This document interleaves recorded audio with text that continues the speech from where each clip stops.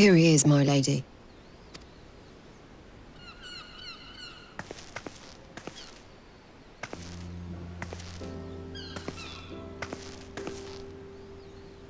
Gabu, it's been too long.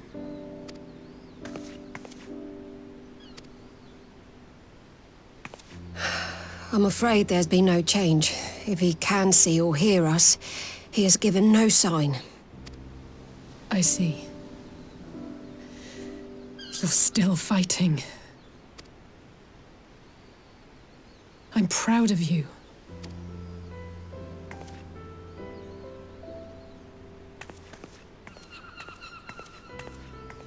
We promised that we would come and visit you together, didn't we? Alphino and I. I'm sorry that we haven't managed that yet. You know, with the three of us like this, does it not remind you of that night? Of the stars beyond count twinkling in the heavens? I was feeling pretty low back then. Powerless. But I knew that my brother was close by if I needed him, and that the others would be waiting for me back at the Rising Stones. Not like now.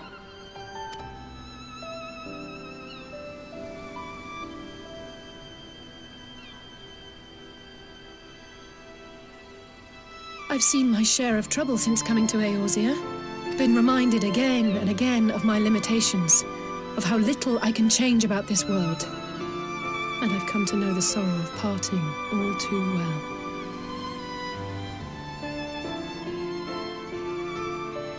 But to have the people I hold dear struck down before my eyes, and be powerless to help them, that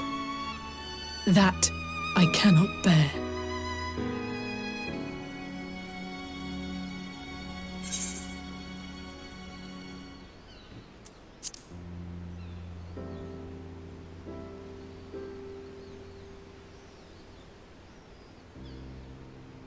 No, I don't. You're right.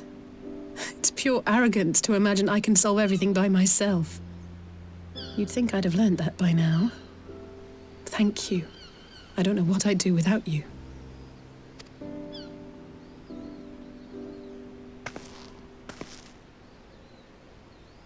Well, that's more than enough brooding for one day. Come on. We have friends to save.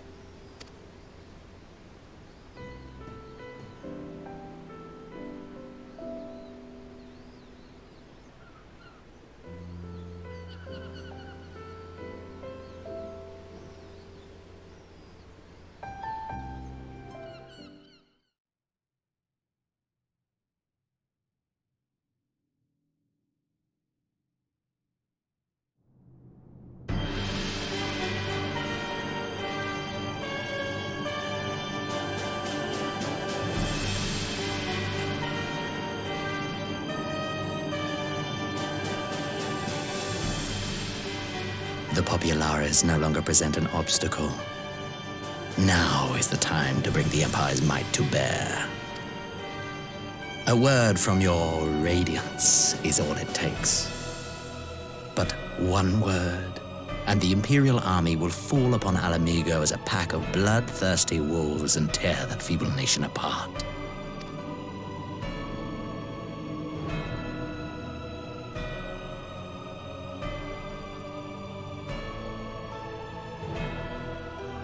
Have you no words for me? Despite the lengths I go to, an emissary playing the part of a fool. When first I took this face, I swore to use all of my knowledge, all of my power, to further the cause of the Empire. My deeds stand testament to my commitment. And with this adamant flesh at my disposal, I could destroy the Icon Slayer as easily as one might swat a fly. Why do you hesitate?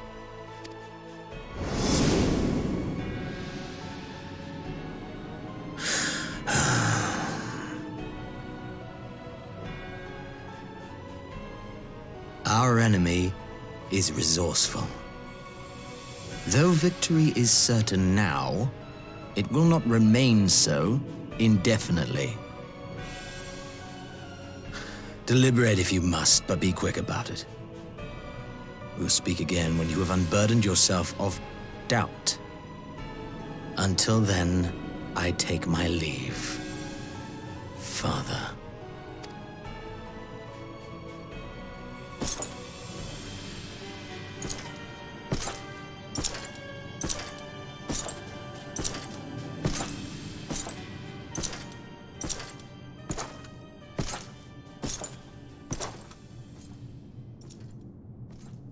I should be the one to sigh.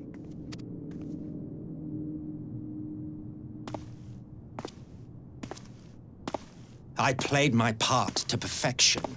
I had earned my rest, and then, thanks to La Habrea's crowning act of idiocy, our favorite emissary sees fit to summon me back. Elidibus was ever a warrior. A most tiresome trait, would you not agree?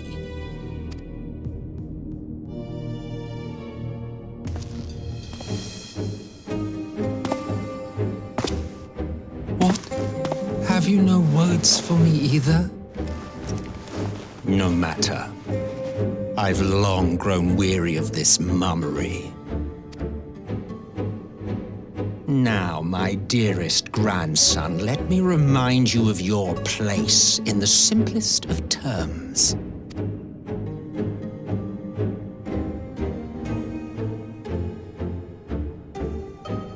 You do not make judgments, you administer them. Swiftly and to the letter. Naught else is your concern. Elidibus may be an insufferable bore, but he is no fool. His choices as emissary seldom err.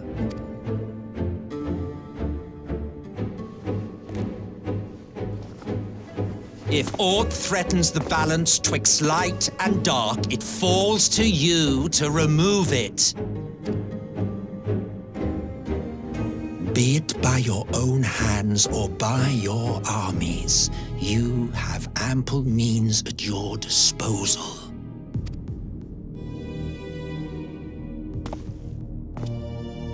That is why this empire exists, why I built it. Oh dear, have I touched a nerve? You always were an easy one to read. I pity you, I do. As they say, ignorance is bliss. And I know how much happier you would be not knowing the things you know. The founding father was an Ascian, and he created the Empire solely for the purpose of sowing the seeds of chaos.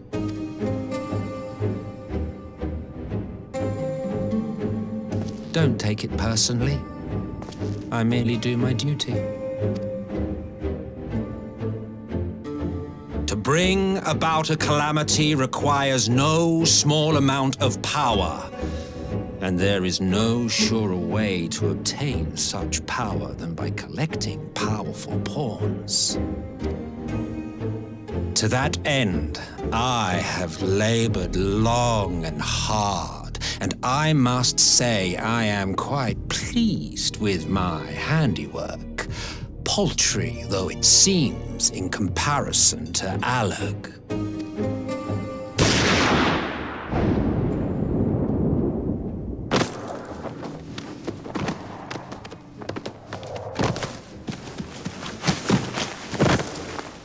You fiends are overfond of your own voices.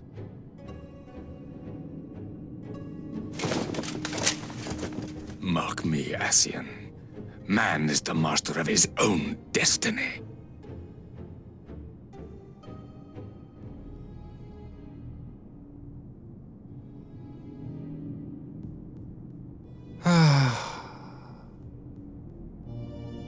Such a waste of time and energy, both yours and mine.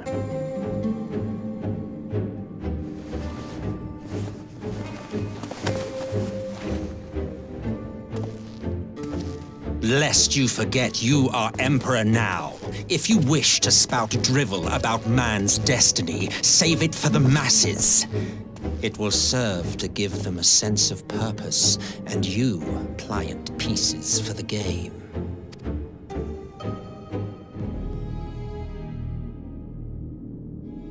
Oh, do stop sulking, boy. You, of all people, should understand. Ours is a struggle to restore both mankind and the world to their rightful state. Viewed thus, our goals are one and the same.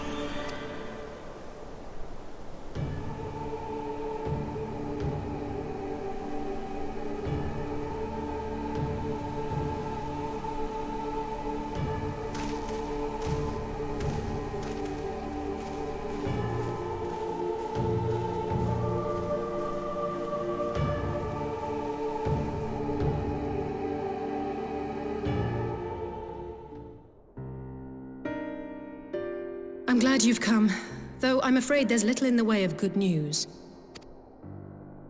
After you left, we reached out to both the Alchemists Guild and Stillglade Fane and attempted all manner of treatments. But the results were always the same. Whatever the answer is, it's not alchemy or conjuring.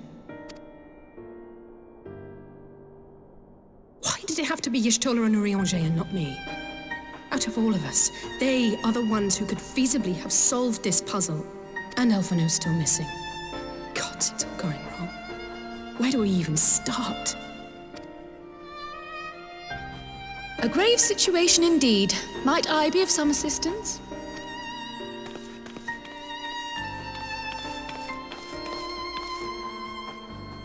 Cryle! I thought you busy delving into the mysteries of Eureka. When word reached me of the plight of our friends, I could not well stay away. As a fellow scion, not to mention your erstwhile mentor, this is one of those times you should feel free to call on me, regardless of my personal circumstances. Yes, I should have thought of that. Thank you for coming, Cryle. We would welcome your insight. And I should be happy to provide it. Now, what's this I hear about Alphino heading into Imperial territory? That boy always did have some funny ideas. Do you remember the speech he gave when he was accepted to the Studium?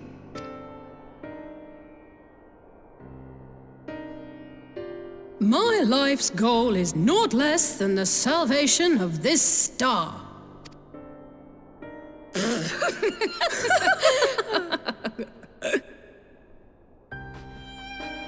That particular grand pronouncement has been a source of great embarrassment to him, as you know. But the fact of the matter is, he meant every word and has lived his life accordingly.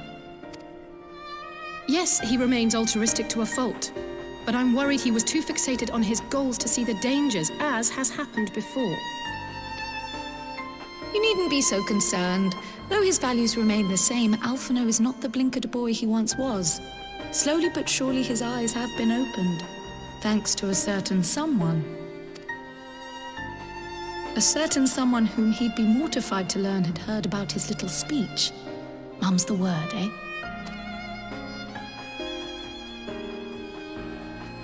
Right, I'd better have a look at our patients. They're in the infirmary, I assume. I'll need absolute quiet, so it would be best if I did this alone. If you'll excuse me.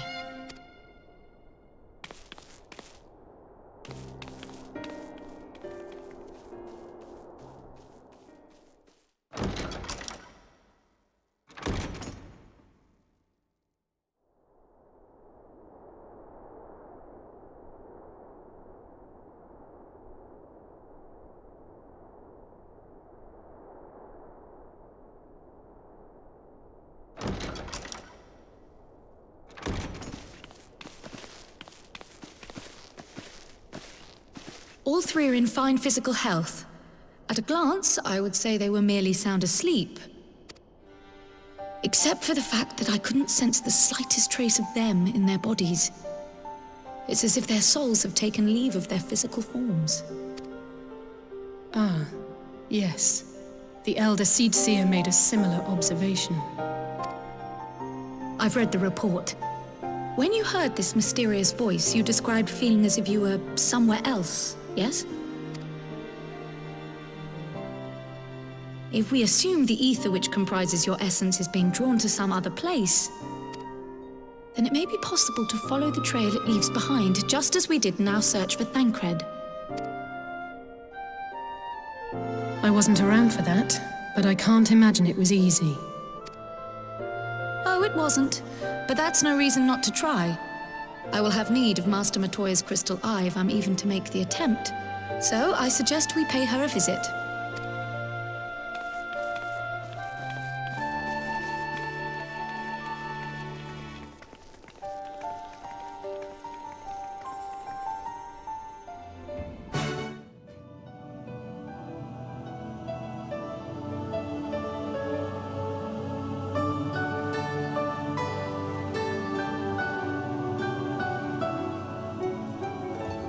Come to disturb my peace again, have you? I hide myself away in a cave, and still you people insist on pestering me with your problems.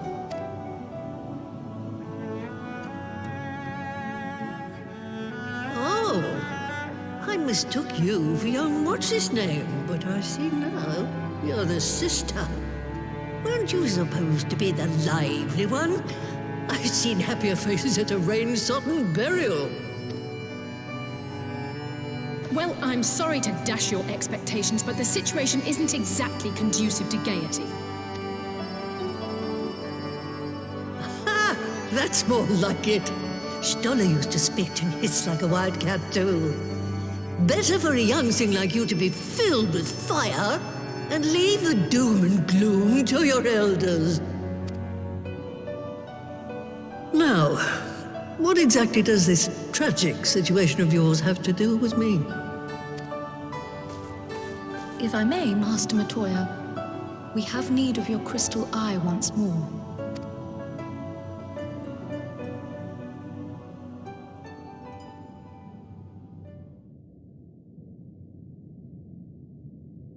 And Stola is one of the afflicted, is she?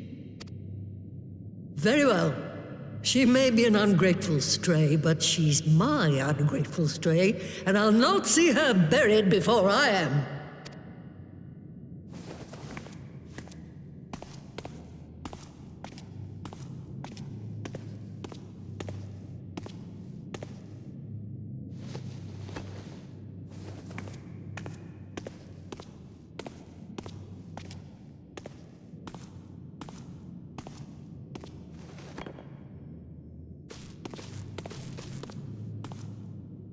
Right, let us see what we can see. I'll begin from where our friends first fell, and cast my senses out from there.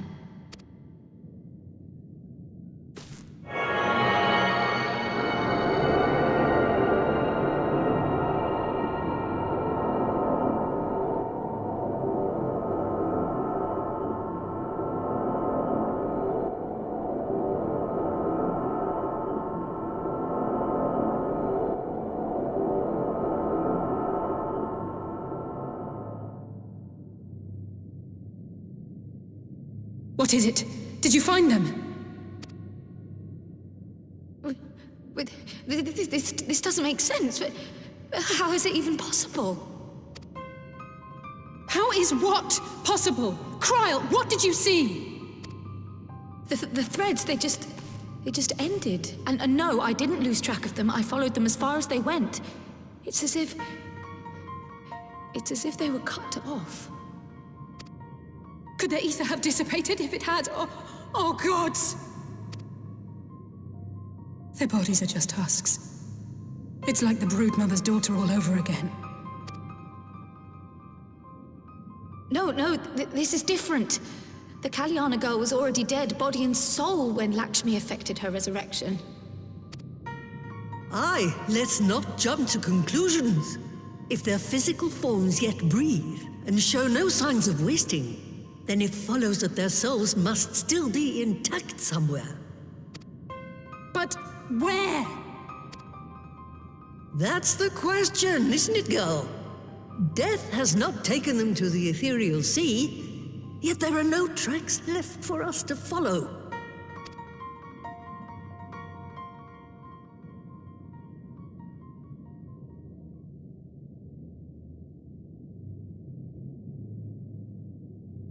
We're no closer to an answer than when we started. But knowing their souls are still out there is progress of a sort. We just have to keep looking. Pray, excuse me a moment. Yes? I remember, but... What, to Alamigo? We're on our way. That was Lise. Apparently, a group of Populares have defected to Alamigo, and Maxima, the envoy Alphino left with, is one of them. I'm sorry. I realize we've barely begun here, but... Go, child, go! You've made up your mind, and life's too short for dithering. I'll do some digging in the meantime and see if there isn't some other method we could use to continue the search. Let's be off then.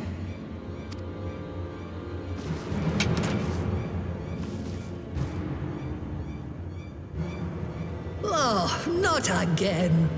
The enchantment barely seems to take these days. I chalk it up to old age, but I rather doubt it's that simple.